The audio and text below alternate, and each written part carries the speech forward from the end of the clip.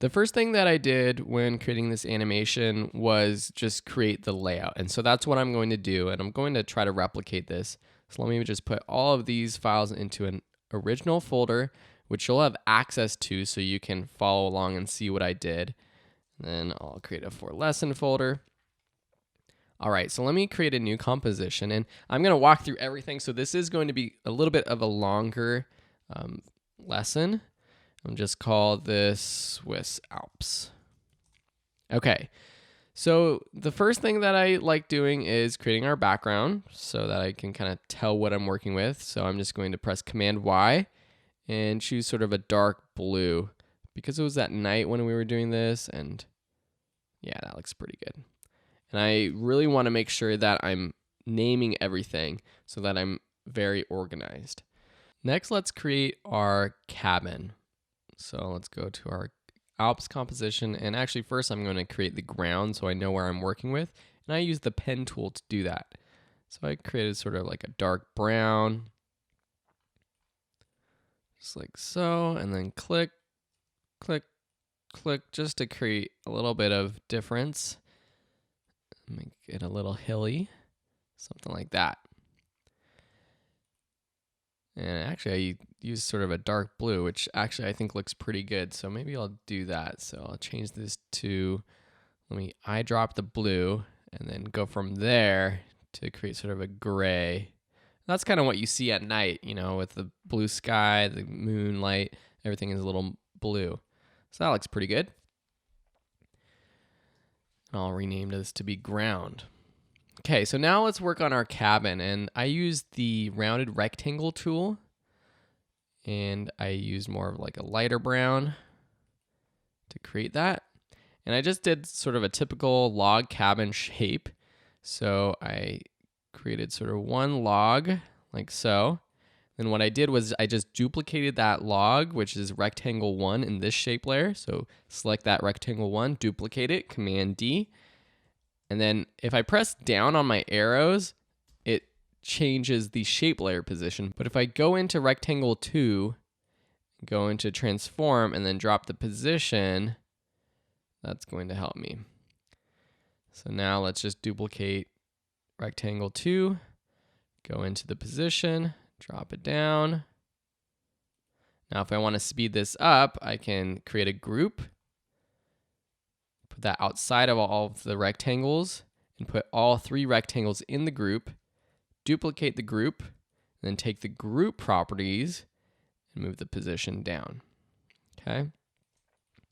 So that creates this sort of log cabin structure. Then to create a rectangle, or a triangle rather, basic shapes, Phil, we actually have this shape tool that we haven't really used, the polygon tool. So if I take that, and then I'm just going to change the color just subtly so there's a little bit of a difference. And then if I just click and drag, what happens is we have our pentagon shape.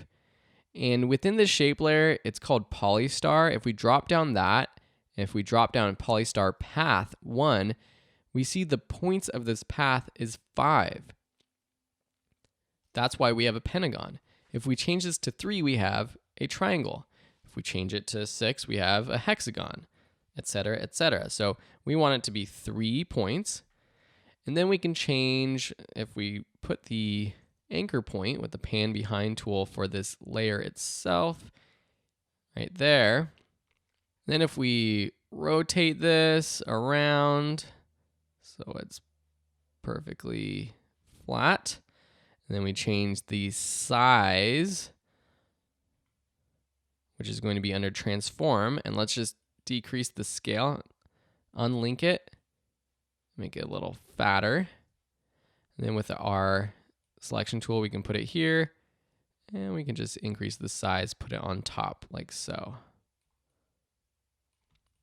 Cool, that looks pretty good.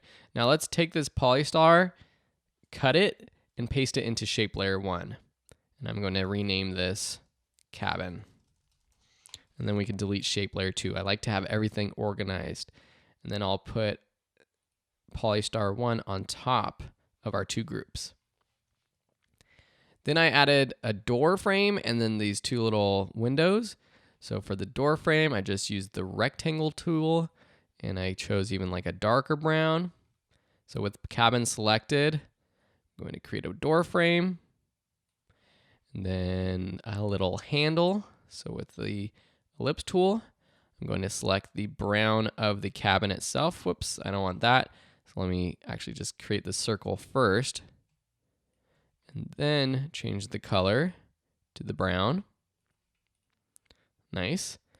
And now let's create our windows. So with the rectangle tool, just create a window, change the color so it looks like, someone's inside. It's like a nice orange glow, something like that. And then I want that to be duplicated, so I'll just duplicate that rectangle. And then with one of them, I will just drop it down.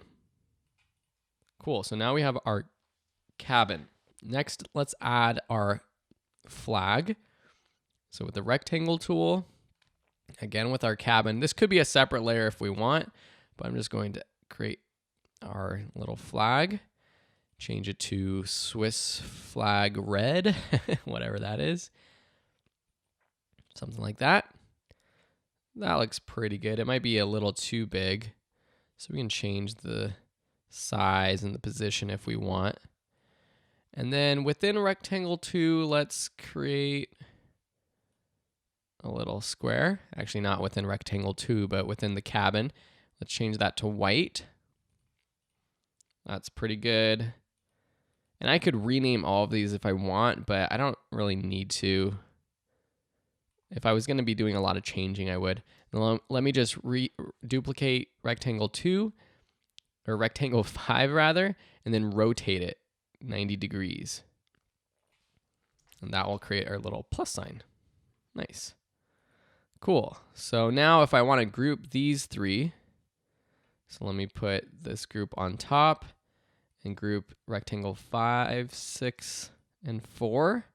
This is our flag, which I can rename. And now I can move this around if I want. And I can make the group smaller or larger. Cool. Yeah, I want it up there like that. Yeah, that's pretty cool. A little different than my original one. Cool, so now we have our cabin. Let's add our hills and trees in the background. So for the trees, I just used the pen tool. And then again, I chose this blue, but made it even darker, more of a dark gray. And this is one of the things I just totally remember from the Swiss Alps was just the mountains behind the cabin, which was just insane. Insanely beautiful. So let me just do that. So I just created these sort of spiky trees, and let's put these behind our ground trees. And let me actually just make it a little bit darker.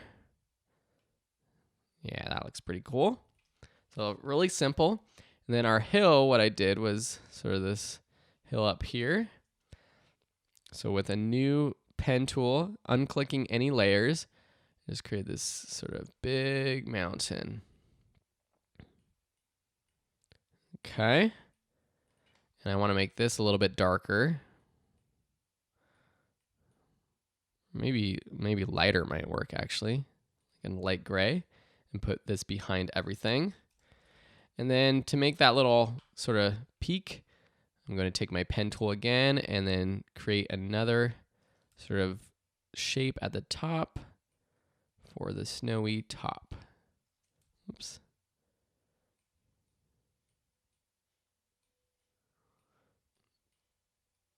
Okay, like that, and then change it to like a lighter gray. That looks pretty good. What I can do is take that shape and move it down if I want, something like that. Cool, so that looks pretty good. Now it's a little different than our original, but hey, I'm just playing around. Oh, okay, another thing I did was create this sort of path up here. And so let me take my pen tool, and what I'll do is just create a simple path like so. And I want it whiter when it's at the front of the composition, and then it goes up to the door. And if I put this behind our cabin, looks like a path, kind of gives that more 3D effect. And let me rename that and change the color to more of like a brown, dark brown, something like that. Looks pretty cool. Now for the stars, I just use the rounded or the ellipse tool, and I used two colors. So one is white, and I just literally just clicked and dragged, and I was holding shift down, so they're perfect circles. See how I'm doing this? I'm just clicking and dragging. Now I'm not doing anything in front of the trees or in front of the mountains, but if I did, I could just put this layer behind those other ones and it would be fine. So I'll just say stars, and then I'll create another layer. So click off this and change to more like a yellow, just really subtle yellow, just to make it a little bit more different.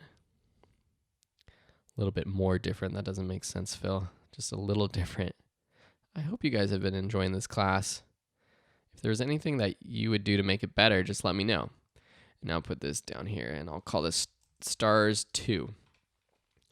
Cool, so now we have our different layers, and if we want everything to be in this comp, I'm gonna use the Shy Guy tool just to close some of these things down. So like, for example, the path, the ground, the trees, the mountain, everything I can actually close down. Actually, I'll just close down the path, the ground, and the trees. And hey, what the heck? I'll just do all of these for now. And we just have our cabin and maybe our sky. So now we have our basic design. The next thing I'm going to do is create our firework, and that's going to come up in the next lesson. So that's a little bit more advanced, so it's going to take a little while longer. But now we have our simple design. Oh, one thing I didn't add was the moon. And a quick way to do that would be to take our ellipse tool, make it white, and let's just create a circle right here, and then another circle, whoops, like so, and then make that second circle the same color as the background. It's like the quickest way to make the moon. And if I put the anchor point in the middle, take my rotate tool, I can rotate it around, move it around wherever I want. Maybe I want it up here to kind of balance out this composition with the mountain over here and the moon over here, and then the fireworks are going to come up right here. Cool, thanks for watching, and in the next lesson we'll create our fireworks.